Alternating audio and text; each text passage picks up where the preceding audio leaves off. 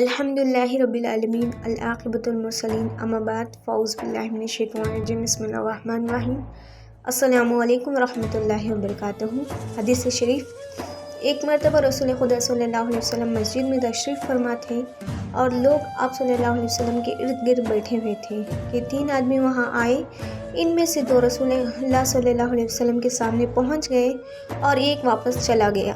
راوی کہتے ہیں کہ پھر وہ دونوں رسول اللہ صلی اللہ علیہ وسلم کے سامنے کھڑے ہو گئے۔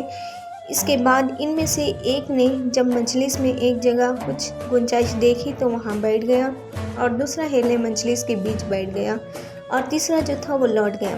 تو جب رسول اللہ صلی اللہ علیہ وسلم اپنی گفتگو سے فارغ ہوئے تو صحابہ رضی اللہ تعالیٰ عنہ سے فرمایا کہ کیا میں تمہیں 3 آدمیوں کے بارے میں بتاؤں؟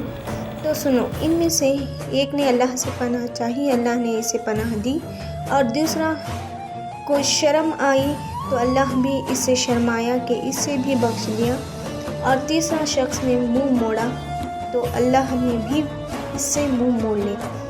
اللہ